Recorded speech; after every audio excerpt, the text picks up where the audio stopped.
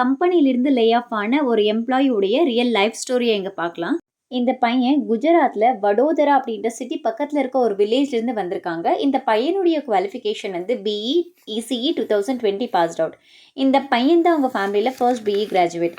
நிறைய கனவுகளோட காலேஜ் வந்து முடிப்பாங்க. காலேஜ் பிளேஸ்மெண்ட்டில் வந்து வேலை கிடைக்காது.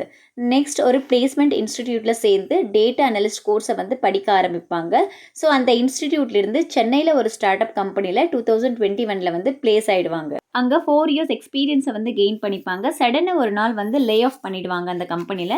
நெக்ஸ்ட் வந்து எங்கள் கம்பெனியில் வந்து இன்டர்வியூக்காக வருவாங்க. இங்கே இன்டர்வியூ எடுத்த பேனல் கிட்ட நிறைய ரெக்வஸ்ட் பண்ணி கேட்டுப்பாங்க. எனக்கு வந்து பாஸ்ட் 6 to 7 months ஜாப் கிடையாது, என்னுடைய ஒய்ஃபும் கன்சீவாக இருக்காங்க, நான் மந்த்லி இஎம்ஐ பே பண்ணணும், மணிக்காக நான் ரொம்ப கஷ்டப்பட்டுட்டு இருக்கேன்னு சொல்லிட்டு பேனல் கிட்ட நிறைய ரெக்வஸ்ட் பண்ணி கேட்பாங்க. பட் இங்கேயுமே வந்து ரிஜெக்ட் ஆகிடுவாங்க.